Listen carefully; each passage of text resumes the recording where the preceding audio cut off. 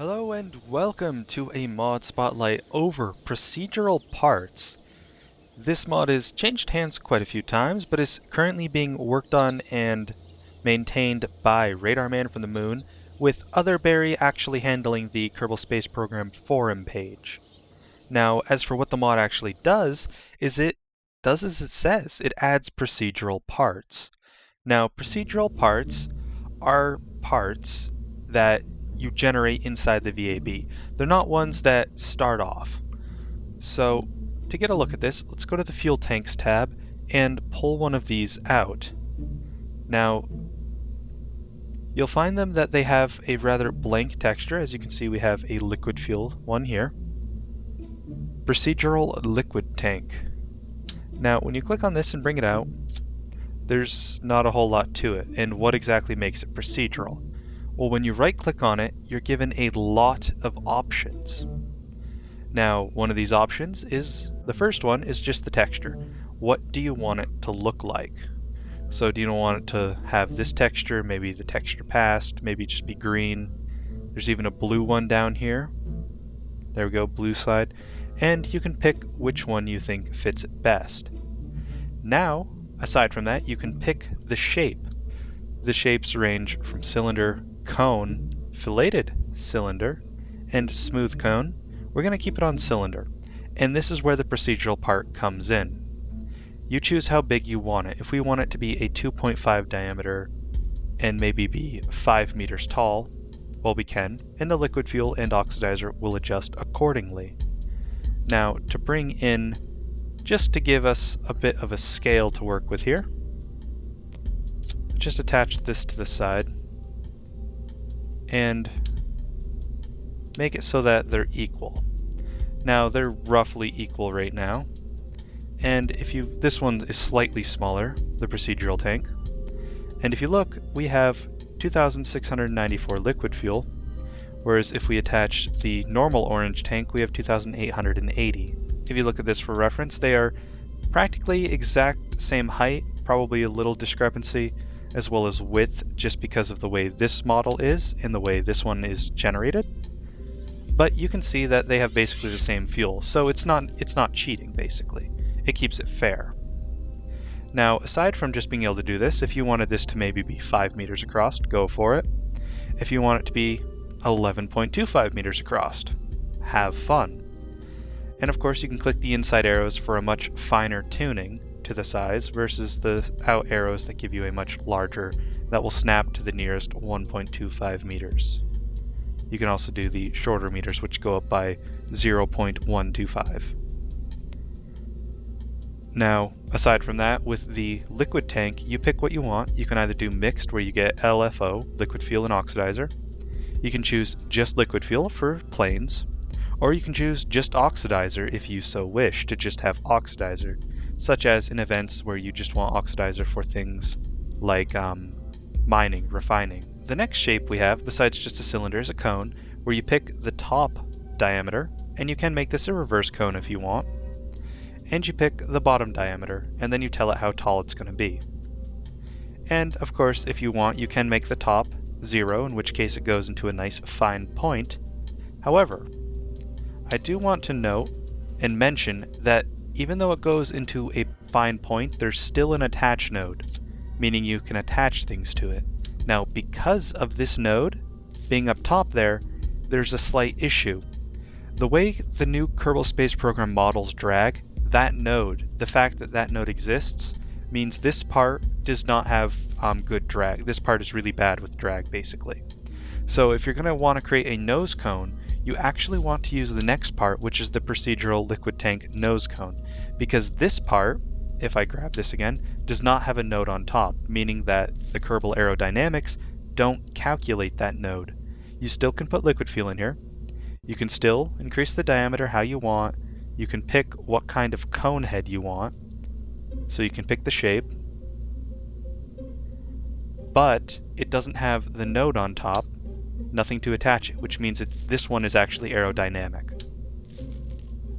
Now if we grab the regular tank back again, you can see that aside from just cone, we have the filleted cylinder, which gives you a little more options with how you actually use the same cylinder.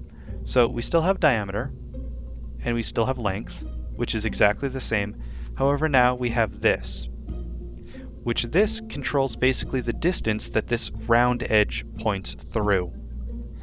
So, if we go to full 5 meters, the center of this is where the roundness goes through, meaning at a full 5 meters, the same distance as the diameter and the length, you get a perfect sphere. So currently, this is a perfect ball of liquid fuel, which is pretty awesome to be able to create these.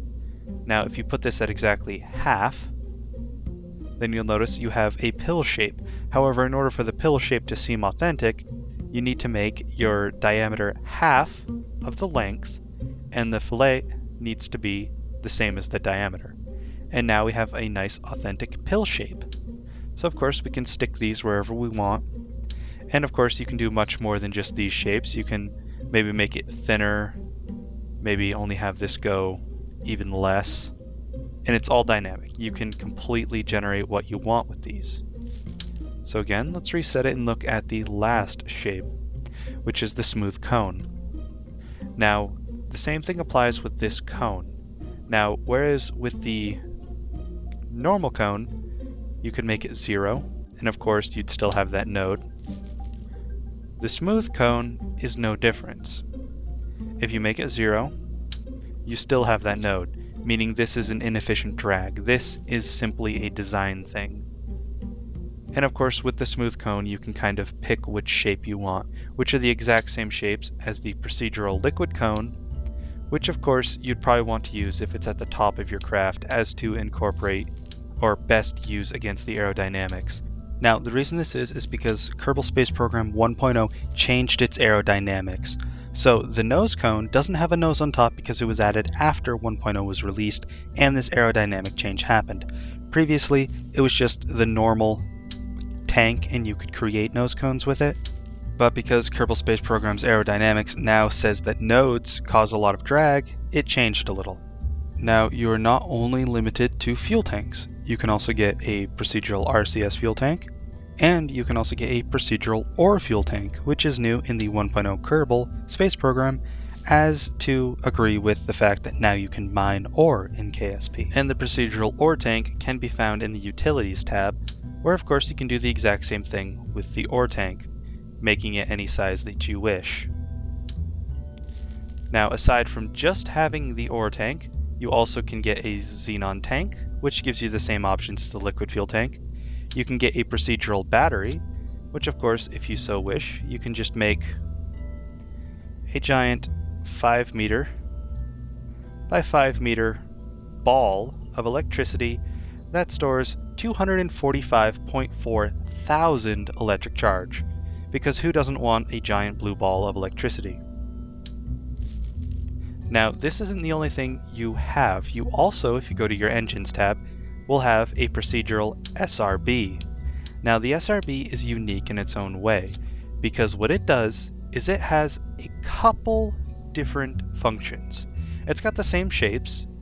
It also has, of course, the different textures that you can pick from, and you can choose the diameter and the length. But what is different is it has an engine attached to it, meaning we can choose either surface or vacuum, and if you look, you will notice a difference. The thrust at sea level is 230 on the surface type. If we click on the vacuum type, the thrust at sea level is 203.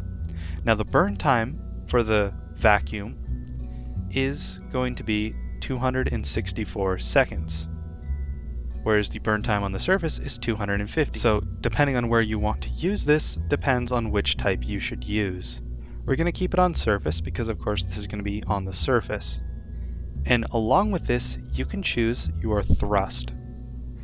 Now if you look at Kerbal Engineer here for a moment, I can actually bring it down here, is that if I change the thrust, you'll notice our thrust to weight ratio changes. And this is what is really neat about Kerbal Engineer, is that it'll actually dynamically change for you. So now we have a 4.5 thrust to weight ratio at 1.5 meganewtons. And if we want, we can keep going up. And this SRB will of course tell us our thrust at sea level. It'll tell us how long this SRB burns for, and its heat. Now, of course, the larger the engine, the more heat that's made, and the shorter time it burns. Now, if you notice, this animation down here was also getting much larger. Now, don't be fooled too much by this, because this animation isn't necessarily the clip box. So if we go to launch this SRB, you're going to notice that the engine piece actually clips through. Now, this is a minor known bug. It hasn't really known to cause too many problems, but I can say if you use an engine that's too big, the thrust output from the engine will actually destroy your launch pad. Otherwise, when you try and launch, you'll just kind of move out. Very quickly, very easily, you'll just kind of slide out from that clipping. But if we go back with a much larger SRB with much more thrust, then you'll be able to see what I mean. So now I've got a 12.5 meganewton thrust SRB, and if you noticed, it pushed itself out. And the reason for that is because that massive engine that you see right there actually touched the floor of Kerbal. It actually touched the planet, and when it clipped with the planet, it bounced back, which caused us to bounce off the launch pad, and then of course it crashed and broke it. Now, this predicament can very easily be fixed with launch clamps, and if you're going to be using an SRB that has 12.5 meganewtons of thrust, you are probably, the craft you're trying to lift probably is in dire need of launch clamps anyway. Now, along with the fuel tanks, the batteries, and such, you also just have a procedural structure part, which is by far the lightest because it doesn't contain anything in it. It's just a simple structural piece. So you can use it for designs, pretty much wherever you want. It's just designs, a place to stick all of your docking ports or to stick other trusses. And it's just a giant structural element. Now you also get a stack decoupler, which is really nice because you can adjust its size. Maybe that some engines or parts from a different mod don't quite fit properly, or you just want it to have the right decoupler size. Then of course you can create this one, and it sits flush with whatever distance you need it to be in diameter. Now, along with that, again, there's even more to this mod, where you get procedural nose cones in the aerodynamics tab.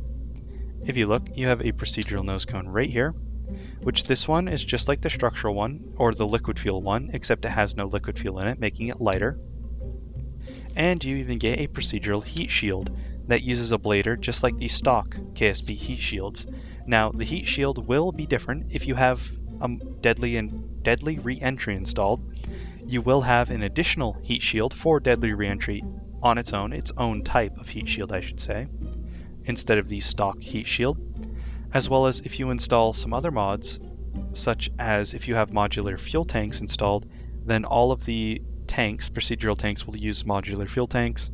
And if you install a mod like extraplanetary launch pads, you will get ore, metal, and rocket parts tanks in your utility tab from the procedural parts mod. Of course, with some of this, such as the heat shield, you can't control the height. All you can control is the diameter. Now, that doesn't stop you from saying that the diameter can be however large you need it. Maybe you have a plane you want to deorbit and you really are in desperate need of that 40-meter heat shield with 204.8K ablator. But then again, I'm not sure what you're building in your VAB. However, in my VAB, I don't need something like that. You may, but I'm pretty fine with a 2.5-meter part.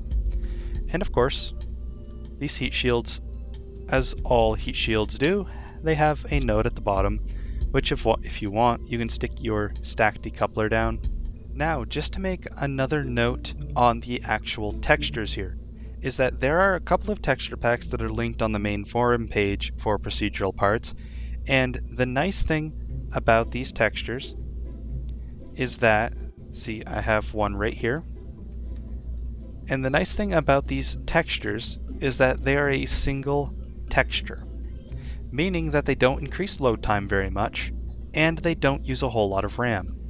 Because this texture, although it is a single texture, such as, let's take this one for example, this is one texture, and no matter how many times we duplicate it, we're not actually forced to use more RAM, because it's one texture used on a part, and we can use it on as many parts as we want. So it's actually very dynamic in its amount of RAM use. Now the two texture packs that I have installed are the Main Sailor texture pack and the Blackheart texture pack, both of which have links that you can download from the main page, which there is a link for in the description. Now another thing to note is that these will follow symmetry. So if you see, I have two of these Wallstead shaped cones here on both sides, and if I were to increase the size of one or decrease the size of one, you will notice that they mimic each other in symmetry.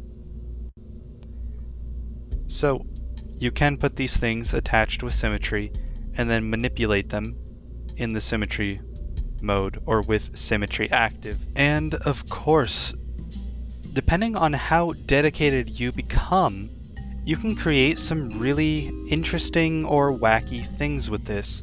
Now of course, the main point of this mod is not to make very wacky or strange things, but rather to use it, one, for practical uses of being able to create very custom parts that you may need, because there may be an instance where you want a 10 meter tall solid rocket booster that's only 1.25 meters in height, or in width, diameter I mean, meaning you have a very tall but thin SRB, or there might be instances where you just want very strange custom parts that you can create, such as this, where I have two basically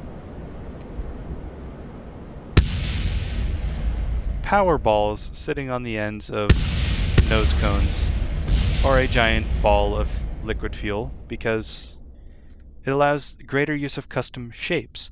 And of course, the custom shapes are best used so you don't have to go around hunting for part packs or mods that add parts that fit the right shape you may want for a design, but instead you can create your own shapes and your own strange, weird inventions. And of course, with Kerbal Space Program having been added stock with all of these different tools, you can be given much greater freedom in creating with this, since you can align the parts much easier.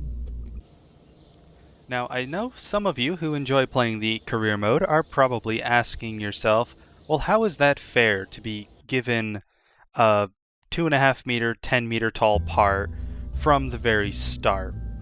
And in fact, it's not fair. So if we wanted to do our first launch and you wanted to pull out your SRB and you wanted to make your 2.5 meter, 10 meter tall part, you're going to notice you have an incredibly hard time doing that, because the tech tree actually locks these parts based on volume. So you can see we can't make it the SRB any larger than this. And if we reduce the width of it, then we can make it slightly longer. But this is the largest we can make the SRB from the start of the tech tree. Now, yes, this still is quite powerful, with almost enough to get you to orbit all by itself, and possibly if you increase the speed, which that's quite a few kilonewtons for very basic, then this would be a great, very bottom stage to trying to get to orbit, with maybe a couple liquid fuel stages when you complete your first tech unlock.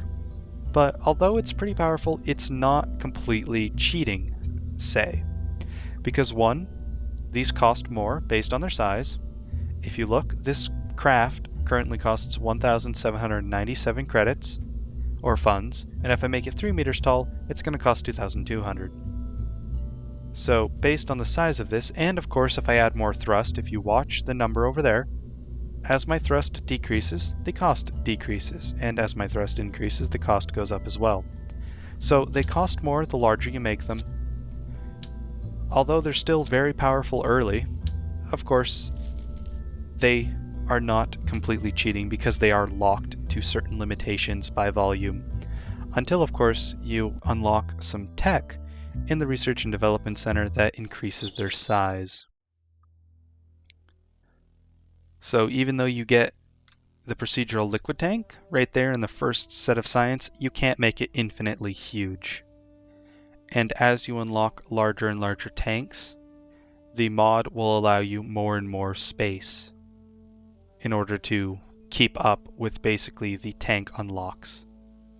So by the time you've made your way all the way down here and unlocked these giant tanks, your procedural parts will be able to max out, or not max out, but become very large as well. So it doesn't completely ruin career mode. It does make early a bit easy because they are quite strong, but it does not completely break kind of the career mode's progression feel. You can't make a gigantic, 10 meter by 10 meter ball of liquid fuel before you even upgraded your VAB.